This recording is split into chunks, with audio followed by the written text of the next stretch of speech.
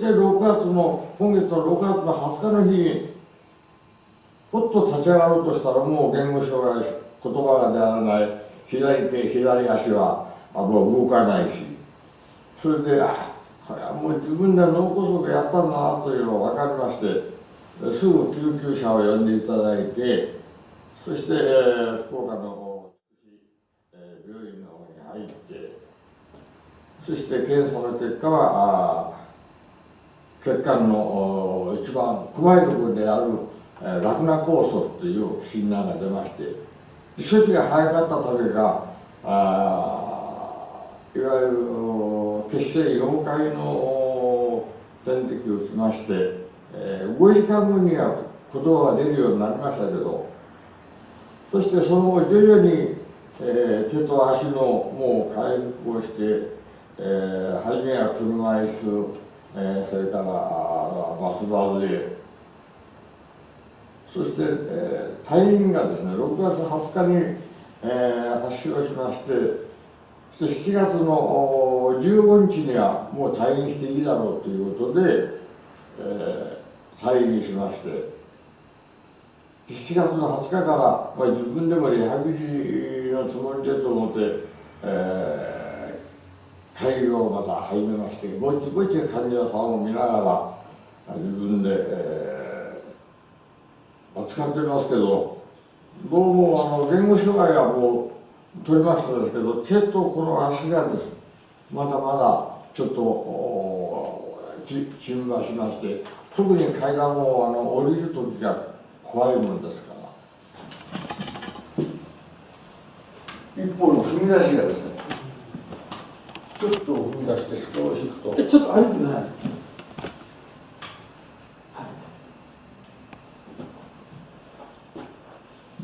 それはどっちがどういうふうに言われておかしいですかね。向こうに来て、右左、足はどっちですか。こっち左です。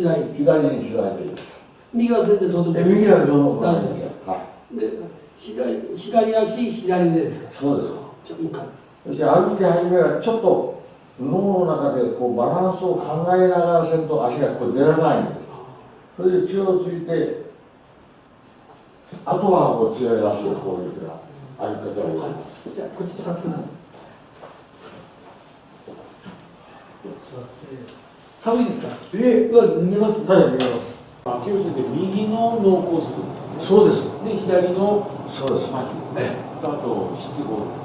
はい。言葉が失語障害その時はもうあったんですけど、血清溶解剤を点滴こうそういうのから入れてもらってですね。そしてあれが6時間以内ですもんね。そういう6時間過ぎたらもうそれができないからもう。もう血清もういわゆる脳梗塞はもう時間が決めてって言われて、それで処置が早かったんですよ。そしてこれで自分の人生がこれで終わったと思いましたもん。はい、その時は。で、じゃあちょっと手を洗って。キリショロジーは勉強したんですよ。キリショロジーは。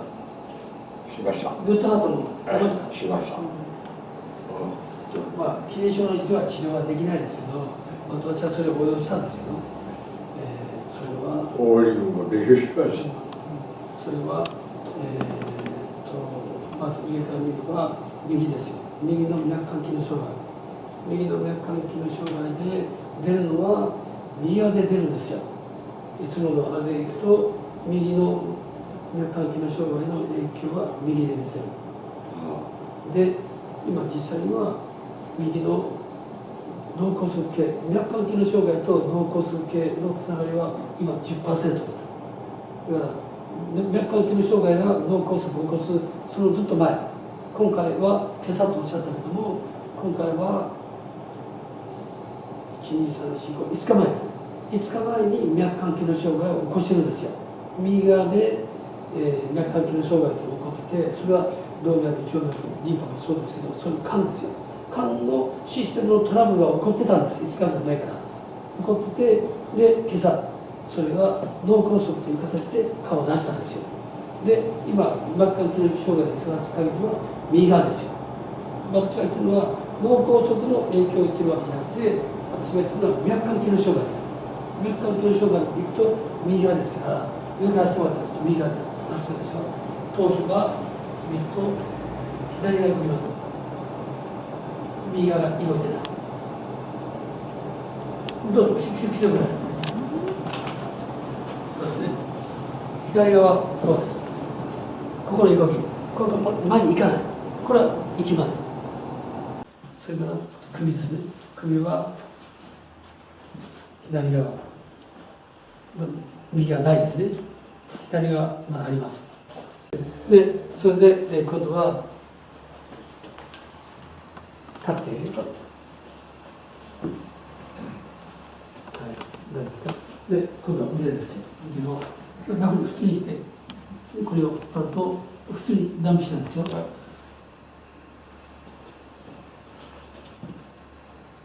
普通にして、抜けてますよね。抜けてる。こちらは抜けてない。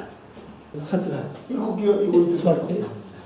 これが今病院で言われているのは脳梗塞、右側で血管が、小さいのが細いのが詰まったことによって起こっている状態ですよということだけども、その前にそういう状態になるのがすでにもうありましたよとっていう、これは今起こっているのは脳梗塞というのは6月でしたから、じゃあ6月何日ですか。6月何日でしたか。6月20日です。しっかり20日の朝、7時半に。6月の20日の1ヶ月前、6月だから4月です。4月のもうというのも3月の末です。3月の末に脈管機能障害が右側で起こってたんです。それがあって放置することで結局詰まって脳梗塞になった。だから脳梗塞になる前にすでにもう1年も2年も5年も前から脈管機能障害っていうのはもう起こってるんです。そういう状態があるんです。それがある時突然パッとそういう問題を起こすという、それは脈管機能不調が起こすと脳梗塞だけじゃなくて脳出血もそうです。そういう血管系の問題を起こすんですけども、脈管系ですけどというのがあって放置することで、だからそれが普段からチェックしてればおかしいなと。でそれが、分かればじゃあそれが解消することをやってれば通過できたんですよ。とかそれが分からないで放置することで結局脳梗塞という状態になっちゃったということなんですけども、で今見ると右側の脈管系の障害があるのは今回じゃなくて3月の末に起こったのがまだ残っているという状態。ということはその後倒れた脳梗塞で倒れることになったんだけど、その前に2ヶ月以上前にあった脈管系の障害がまだ治ってないんですよ。それが原因という、そのもっと前に起こってたのは支持骨です。支持骨のトラブルを起こすとそのうち重力バランス軸のトラブルを起こします。で支持骨が、は左の第一子中足骨の筋部の内側 IN5P、 先ほどと一緒でしょのが、先にあって、それが起こすことで放置することで今度は重力バランス軸が続いて、それは右 EX の 5P です。でそれがトラブルを起こすことで脈管機能障害を起こしたんです。で第一子中足骨、ここが遠位部ですよね。こっちが第一欠場骨、この前が筋部、この内側です。これが内側、これが外側ですから、これ内側。中足骨がこれジョイントがここにあるんですよ。ここがジョイントここです。こうですかね。ここが第一欠場骨、ちょっとしてますよね。第一欠場骨で、こっちは中上骨ですね。これがここに引っかかりがあります。中足骨のこのこうです。これを IN の5度後ろ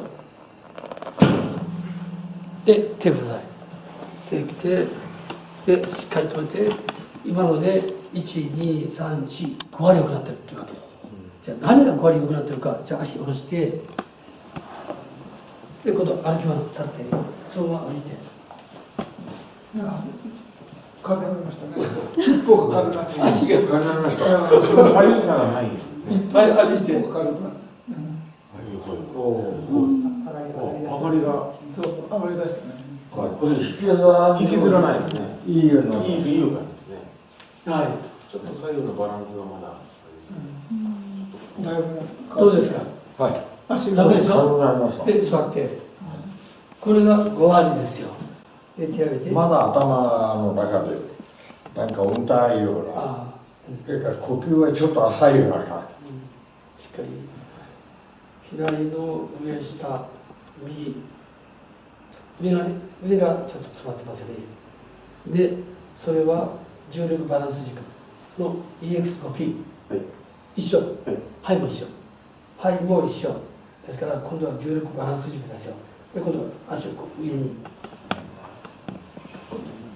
もっと前そうこうですね重力バランス軸は右 EX5P。右 EX5P ですから虚骨を右 EX5P 右 EX5P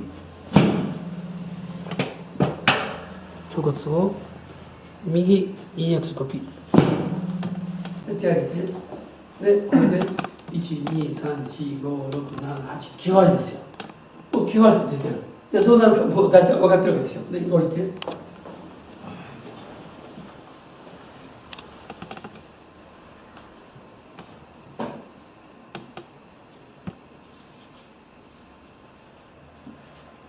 あ、手は震えます。ああ、今度は手が動いた手が動いたしたわけね。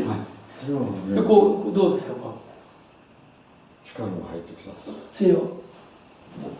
感覚はちょっと。杖を持ってさっきとの違い。じゃ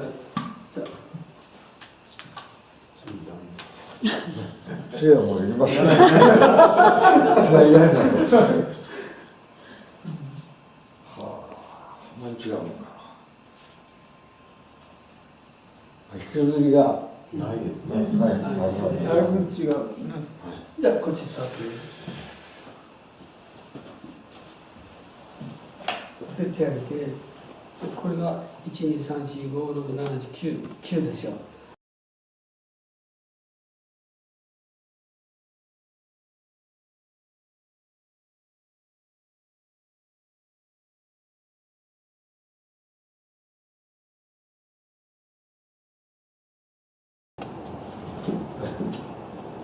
これでどう全